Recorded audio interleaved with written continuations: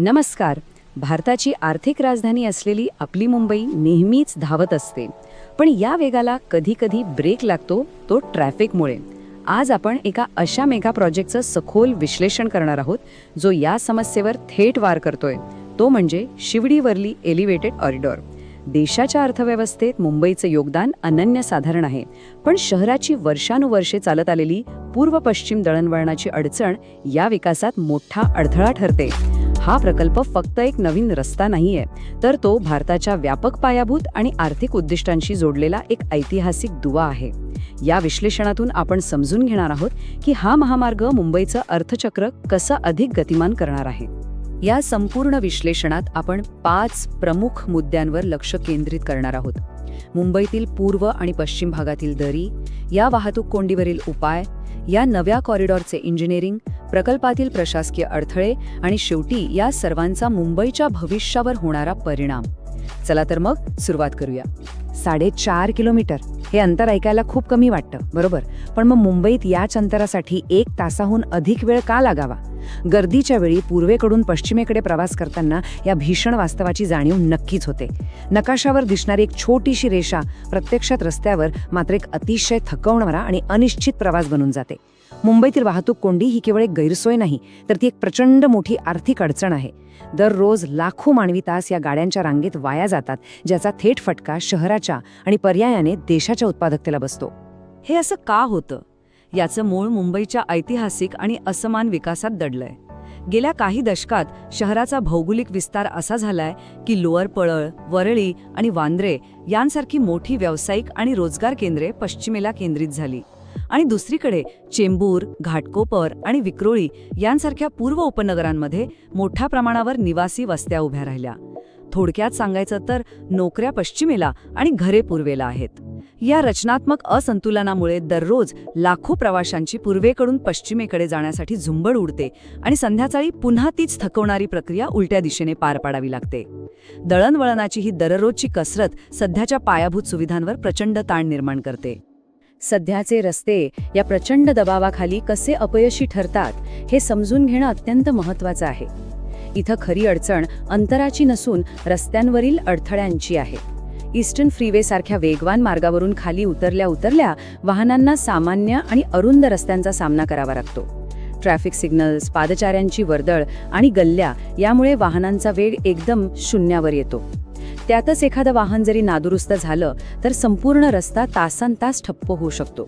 पृष्ठभागावरील या छोट्या मोठ्या अडथळ्यांमुळे निर्माण होणारी ही ट्रॅफिक जॅमची साखळी इंधनाचा तर अपव्यय करतेच, पण या संपूर्ण क्षेत्राच्या उत्पादकतेवरही मोठा नकारात्मक परिणाम करते.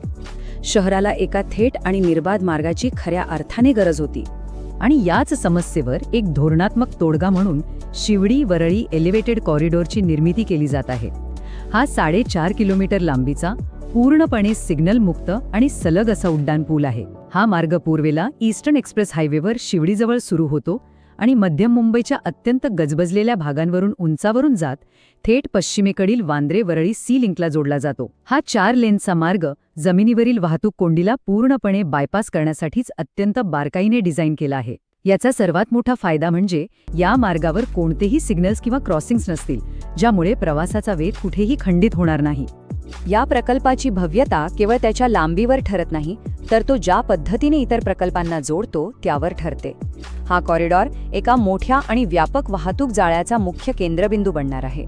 पायाभूत सुविधांच्या व्यापक नियोजनानुसार पूर्वेकडील ईस्टर्न फ्रीवे आणि नुकताच सुरू झालेल्या भव्य अटल सेतू म्हणजेच मुंबई ट्रान्स हार्बर लिंक यांना हा मार्ग थेट पश्चिमेकडील वांद्रे-वरळी सी लिंक आणि आगामी कोस्टल रोडशी जोडेल. यामुळे नवी मुंबई ते थेट दक्षिण आणि पश्चिम मुंबईपर्यंतचा प्रवास शहरातील स्थानिक ट्रॅफिकमध्ये न अडकता पूर्ण करणं शक्य होणार आहे. हे इंटिग्रेशन खऱ्या अर्थाने एकात्मिक दळणवळण व्यवस्थेचं एक उत्तम उदाहरण आहे. पण असा महाकाय प्रकल्प प्रत्यक्ष जमिनीवर उतरवणं हे एक प्रचंड मोठं आव्हान आहे. मुंबईची उपनगरीय रेल्वे ही शहराची जीवनवाहिनी आहे, आणि ती एका मिनिटासाठी थांबवता येत नाही. या एलिव्हेटेड कॉरिडॉरला हार्बर, सेंट्रल आणि वेस्टर्न अशा 3ही प्रमुख रेल्वे मार्गांवरून जावं लागतं. यासाठी शिवडी आणि एल्फिन्स्टन रोड येथे 2 अत्यंत मोठे रोड ओव्हरब्रिज बांधले जात आहेत.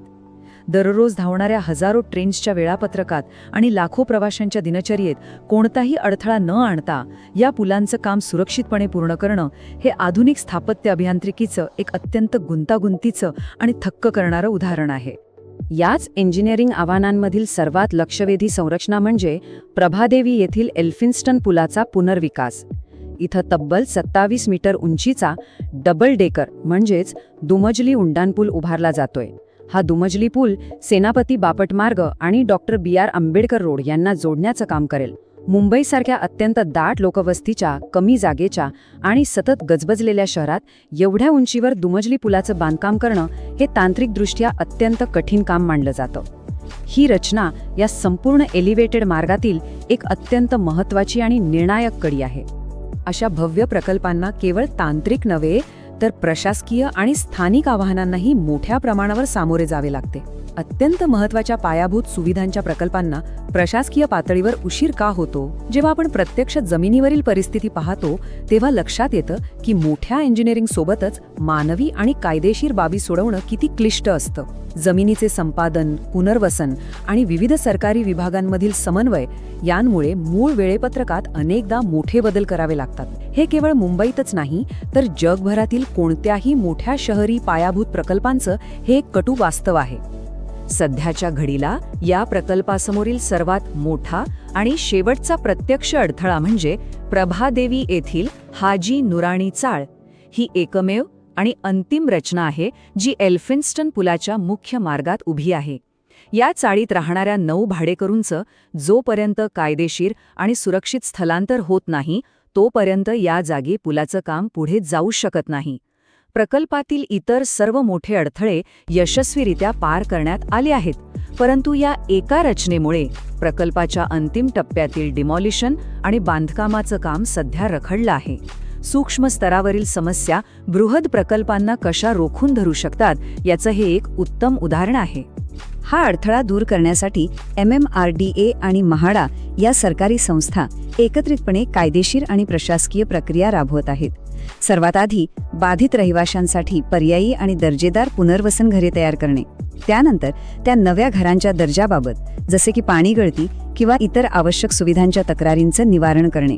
तिसरा टप्पा म्हणजे कायदेशीर बाबी पूर्ण करून रहिवाशांचं सुरक्षित स्थलांतर करणे आणि सर्वात शेवटी एल्फिन्स्टन पुलाच्या बांधकामासाठी ती जुनी रचना पाडणे.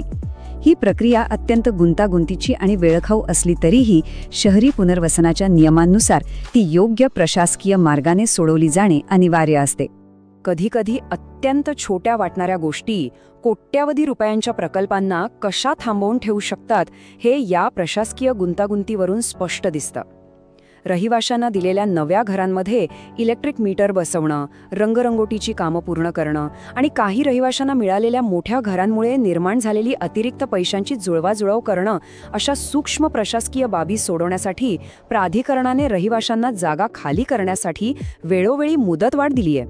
या मानवी स्तरावरील समस्यांचं संवेदनशीलतेने आणि कायदेशीर चौकटीत राहून योग्य निवारण झाल्याशिवाय हा पायाभूत प्रकल्प अंतिम टप्प्यात प्रवेश करू शकत नाही.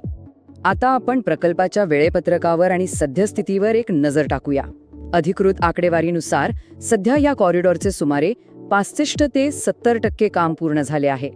येत्या जुलै महिन्यापर्यंत रेल्वे ट्रॅकवर गर्डर लॉन्चिंगचं अत्यंत महत्त्वाचं आणि जिकिरीचं काम पूर्ण करण्याचं प्रशासनाचं उद्दिष्ट आहे. प्रकल्पाच्या मूळ आराखड्यानुसार हा मार्ग सप्टेंबर 2026 मध्ये खुला होणार होता, परंतु जमिनीवरील या प्रशासकीय आणि कायदेशीर आव्हानांमुळे आता हे सुधारित उद्दिष्ट डिसेंबर 2026 पर्यंत नेण्यात आलं आहे. पायाभूत सुविधांच्या क्षेत्रात अशा प्रकारची मुदतवाढ ही अनेकदा अपरिहार्यच ठरते. पण डिसेंबर 2026 मध्ये जेव्हा हा प्रकल्प पूर्ण क्षमतेने कार्यान्वित होईल तेव्हा त्याचा सर्वात मोठा फायदा दिसेल तो वेळेच्या बचतीत. जो प्रवास करण्यासाठी आज ट्रॅफिकमध्ये अडकून 1 तास किंवा त्याहून अधिक वेळ लागतो तोच 4.5 किलोमीटरचा प्रवास या कॉरिडॉरमुळे केवळ 10 ते 15 मिनिटात पूर्ण होईल. वेळेतील ही प्रचंड मोठी बचत हाच या प्रकल्पाचा मुख्य गाभा आहे. रोजच्या प्रवासातील हा आमूलाग्र बदल मुंबईकरांना मोठा दिलासा देईलच, शिवाय शहराच्या व्यावसायिक कार्यक्षमतेतही लक्षणीय वाढ करेल. या वेळेच्या बचतीचे आर्थिक आणि सामाजिक परिणाम खूप व्यापक आहेत. आत्तापर्यंतची स्थिती म्हणजे प्रवाशांचा रोजचा थकवणारा प्रवास, प्रचंड वाहतूक कोंडी आणि त्यामुळे दररोज वाया जाणारी अमूल्य उत्पादकता. पण या नव्या कनेक्टरमुळे भविष्यातील चित्र पूर्णपणे बदलेल. वेगवान कनेक्टिव्हिटीमुळे केवळ प्रवास सुखकर होणार नाही, तर या परिसरातील रिअल एस्टेट मार्केटमध्ये आणि व्यावसायिक गुंतवणुकीत मोठे बदल होतील. व्यवसाय आणि नोकरदार वर्ग त्यांच्या राहण्याच्या आणि कामाच्या ठिकाणांची निवड अधिक प्रभावीपणे करू शकतील, ज्यामुळे संपूर्ण प्रादेशिक अर्थव्यवस्थेला एक नवी आणि भक्कम गती मिळेल. या संपूर्ण विश्लेषणाचा निष्कर्ष एका साध्या पण अत्यंत प्रभावी विचारातून काढता येतो. जर मुंबईकर वाहतूक कोंडीत अडकले असतील तर संपूर्ण मुंबई थांबलेली असते आणि जेव्हा रस्ते मोकळे होतात तेव्हाच शहराचा खऱ्या अर्थाने विकास होतो. शिवडी-वर्डी एलिव्हेटेड कॉरिडॉर हा केवळ सिमेंट आणि स्टीलचा सांगाडा नाहीये, तर ती मुंबईच्या भविष्यातील विकासाला गती देणारी एक अत्यंत महत्त्वाची रक्तवाहिनी आहे. पायाभूत सुविधांमधील कार्यक्षमता आणि धोरणात्मक अंमलबजावणी हीच कोणत्याही शहराच्या आणि देशाच्या प्रगतीची योग्य दिशा ठरवते, हे यातून अगदी स्पष्ट होतं.